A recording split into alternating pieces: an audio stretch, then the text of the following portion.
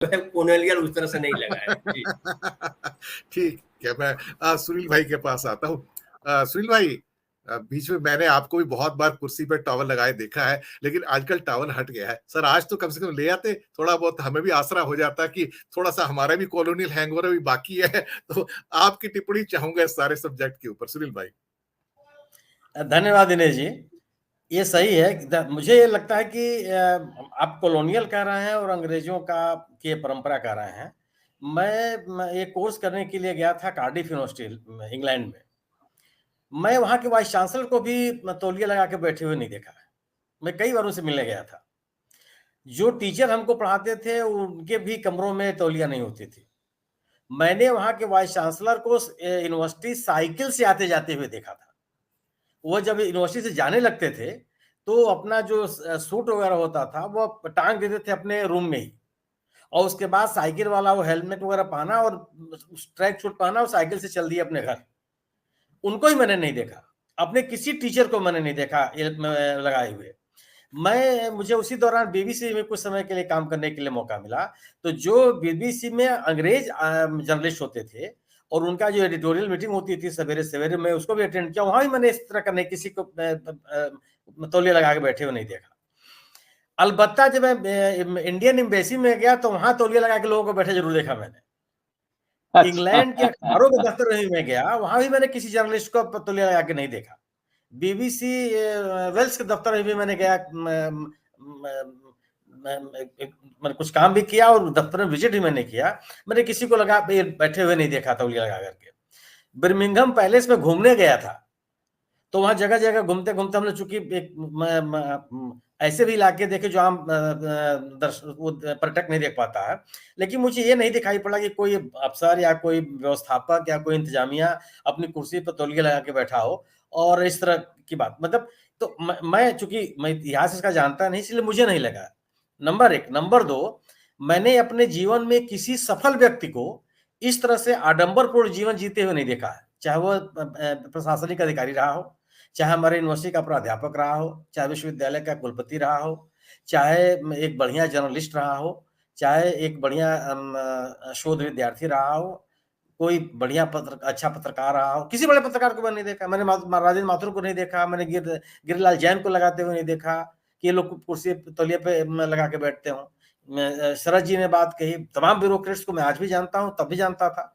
मैंने किसी सफल को, मेरी एक शर्त है, सफल अधिकारी जिन्होंने डिलीवर किया, जिनका सोसाइटी में एक सिग्निफिकेंट कंट्रीब्यूशन है, और किसी को मैंने नहीं देखा। मेरा मानना यह है कि ये जो जैसे कि मान लीजिए कि कारों में लगाने का, चाहे इन कुर्सियों पर लगाने का एक जो जरूरत मैं देखी कि लकड़ी कुर्सियों पर तो बहुत कम लोगों को मैंने देखा। ये जो नई तरह की कुर्सियां जब आई, लकड़ी कुर्सियां बंद हो गई, बननी बंद हो गई, लकड़ी का कारोबार बंद हुआ, तो ये रेक्सीन के कवर लगा दिए गए। ये बहुत गर्म होते हैं और इससे बचने के लिए लोगों ने तौलिया लगाई। कारों के पीछे, कारों के जो सीट कवर होते हैं, अगर जो जिनके सीट कवर लेदर के हैं वो नहीं लगाते, क्योंकि उनको प्रॉब्लम नहीं होती। लेकिन जिनके रेक्सीन के कवर है और अमूमन वही कवर मिलता है, तो गर्मी के दिनों में आप एसी चला के भी कार में बैठिए, आपका पीठ का हिस्सा जो होता है वो गीला हो जाता है। तो लोगों ने मजबूरी में ये कॉटन के टॉवेल्स लगाने की शुरुआत हुई। जो लगा सकते थे, जो नहीं लगा सकते नहीं लगा सकते सब। और ये लगा कि तौलिया के पीछे भी था कि आपने तौलिया खींचा, झाड़ दिया, सीट साफ हो गई। तो सीट को साफ रखने के पीछे भी एक लोगों के मैंने कई लोगों से मैंने पूछा, चूंकि इसलिए मैं आपसे कह सकता हूं कि जो लोगों ने उसके कारण बताए वो लोगों ने हटा दिए। मैं आज भी उन लाख 2 लाख की जो कुर्सियों की कीमत वाली आपने बात कही, मैं सफल अधिकारियों को और एकेडमिक्स के लोगों को मैंने देखा है कि जो लकड़ी हुई पुरानी बुनी हुई कुर्सियां जिसकी बात रंजीत कर रहे थे, उसी बैठते हैं। ये रिवॉल्विंग कुर्सियों पर लोग नहीं बैठते हैं।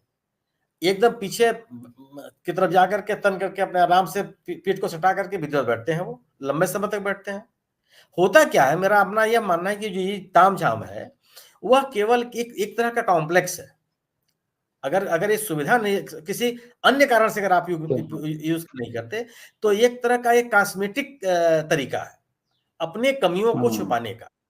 जैसे होता है ना कि एक एक मतलब आपकी चीजों से एक चीज एक डाइवर्जन के लिए आपने एक पॉइंट बना दिया कि व्यक्ति वहां डाइवर्ट कर जाए उस तो ये इस मेरा अपना मानना है कि केवल एक कॉस्मेटिक कोशिश है अपने अपने अयोग्यता को छिपाने की, अपनी विफलताओं को छिपाने की, अपने अपने वर्क प्लेस पर जो हमसे उम्मीदें की जाती हैं उस तरह के गुणवत्तापूर्ण प्रदर्शन न कर पाने की। अगर अन्यथा मैं बहुत कम ऐसे लोगों को मैंने देखा है जो सक्षम हैं, काम करते हैं, निर्णय लेते हैं, खूब पढ़ते हैं, खूब पढ़ाते हैं।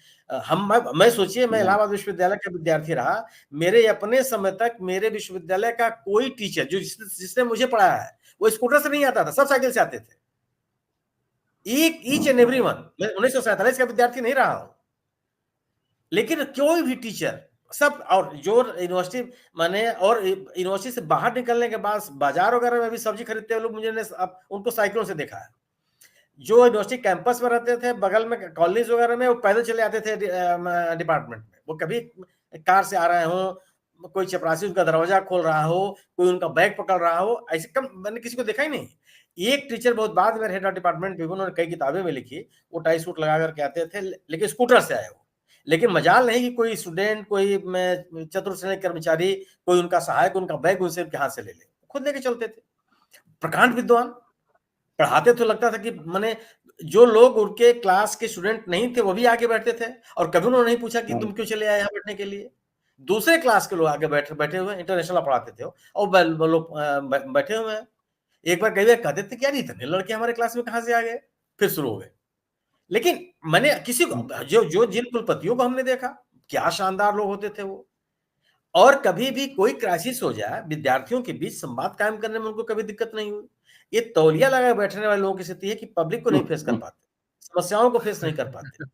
जो उनसे सब अपनी बातों को कहने के लिए आते हैं, उनसे आंख से आंख मिला के बात नहीं कर पाते।